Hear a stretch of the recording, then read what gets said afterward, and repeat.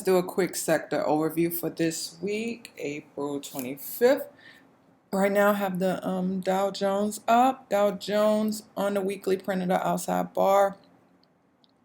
I have it coming down to the 618 of the monthly retest, which is also the bottom of my broadening formation. So what can happen is it open up here and then potentially potentially bounce into the 50% retracement area or 50% of the daily, and then potentially can continue down. But right now I think we bounce here. That's the Dow XLP. XLP on a weekly printed outside bar as well. Drawing my broad information from that, the daily. We have a little room to come down on our XLP.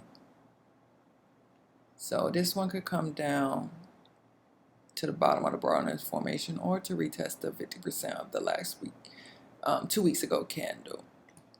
XLV on the weekly. XLV is doing nicely. We did the 212 down into the 50% area. However, it was shy of it, so I'm guessing at pre-market we test that.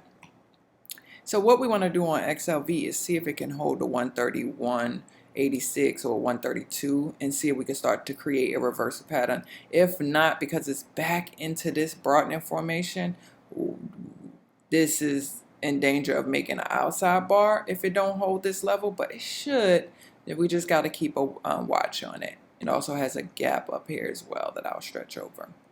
All right, Xlf Financial Sector. Oh boy, did I drop the ball on this. I had my mentees getting some lottos on Wednesday at close, and we all sold too early, like 60%. This was like a 500% play. Like we got in up here. Ridiculous how we dropped the ball on that one. But this one also printed an outside bar to the downside. So the importance with FLF is that I wanted to see if it hold this level where it was a gap at. Looks like pre-market we are coming down. We never triggered a 2 up, so it's very likely that this ticker triggers a 2 down on the monthly, especially since it didn't hold this broadening or this broadening formation. Yeah, it's gapping below that. So we want to see if we open and pop back into this broadening or reject and continue down on FLF. Why is that a tongue twister? All right, XLK weekly. Oh, this is the one I called death on last week. Also outside bearish 3. Let's look at it on the. Yeah, okay. So I'm totally expecting a 2 down trigger on XLK. However, bottom of the broadening formation here, you might get a little bounce. You want to see. If not, you want to get, let's say if it do bounce, it probably come in. And if it breaks down, let's watch it here again at 137 for a full bounce out of the down momentum or death. But take it level by level. XLY. I know my broadening formations are everywhere where I can understand them. XLY printed an outside bearish 3 as well, and so far it gapped below both broadening formations, and we're holding on in pre-market below the monthly 50% area. But I also have this area as well to be tested. So what can happen is if it doesn't bounce at open and get back into this broadening formation, then we are in these territories right here. So this can also make a 2 down XLY or just hold this level, because this is a strong level to hold right here, 172. Yeah, let's see what happens.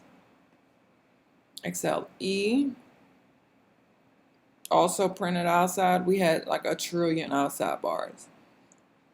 XLE is at the 50% retracement area of the monthly of last month. So let's see if it wants to hold here or come into here. I was calling XLE to be finished here, and then once again I called it here to be done. So let's see what happened. It did trigger the 2 up, so It should hold this level to continue back up. If not, then it's potentially going to this gap. But I think it holds. I think it holds here. Let's see what happens. XLI. This is another one I played lottos on. Oh, we dropped the ball on this one for sure. I'm just thinking about all my lottos we dropped the ball on. I was playing this abandoned baby, and I know this happened, which I was fine with, but look what happened. I truly played myself. But anyway, outside bar, I think we come down and trigger the 2 down on the monthly as well for XLI. Yep, that's what I think. If we can't hold right here and continue up, then we now in this broadening pattern, and we start to come and test these levels. We start to come and test these levels. So just watch that. XME. Another outside bar. I mean, I knew we had outside bars, but I didn't think that we had that many. All right, XME is at the bottom of my broadening pre-market. It could come a little bit down, but we make it like a little hold or bounce here. Let's see what happens. Let me draw one more line just to see something. Yeah, so definitely in this area, possibly bounce. Let me see one more. Let's see that. Yeah, okay. See if it hold here. If not, could trickles down. Next one is XLCO. This one is def. This is what I said last week on here, that it was gonna break here and come in exactly what it did. So I do see continuation down, potentially coming here 56. It expanded out of this broadening formation. So the next possible thing is you gotta watch it bounce at the PTs. And then ultimately coming into this, because now it's in a new broadening. If you can see it, it expanded. XLU, outside bar as well. XLU, I believe this one comes here, and then you gotta watch it because this one kind of seems strong. But let's say if it comes here and bounce and then keep knocking its head here, and then eventually it'll come to test this area right here. But let's see it here first. It's holding pretty strong pre-market. All right, semiconductors. Jesus, semi. All right, semiconductors also printed outside bar. I already had a broadening formation drawn from this outside 3. You can draw a new one as well. However, when you go down, we are below that, so it looks like it wants to come test. It looks like a triangle day out on here. So, yeah. Everything was called last week, and this is just a continuation. Now the most important thing is to watch the bottoms for the bounce. All right, I think that's all the most important ones. Let's look at VIX.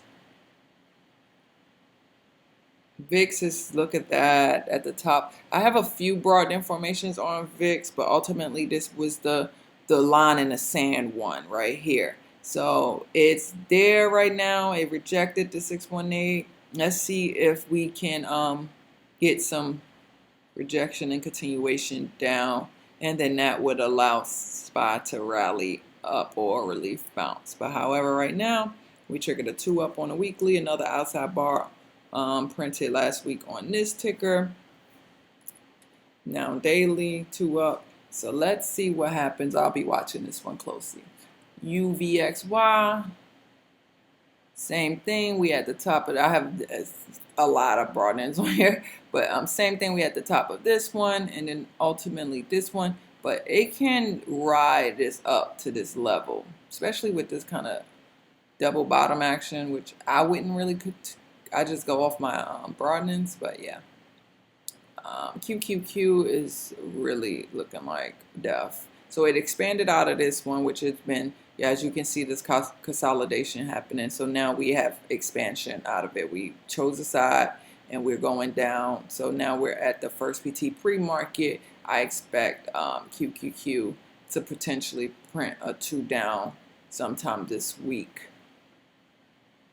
Especially, yeah, it potentially can. So let's just watch QQQ. QQQ look like it has a little bit more room down than SPY.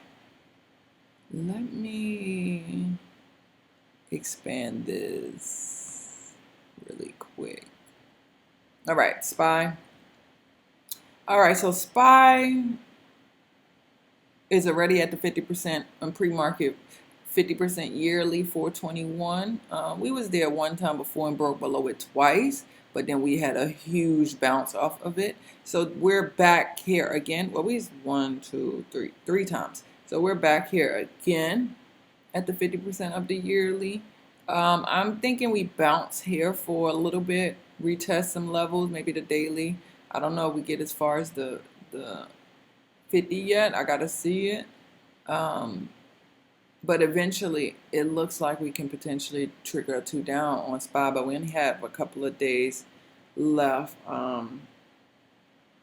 4 days left, so this should be interesting. Or we could just be outside month and make a 2-1 2 down for continuation. That can also happen as well. So everything looks good. Good luck this week and happy trading.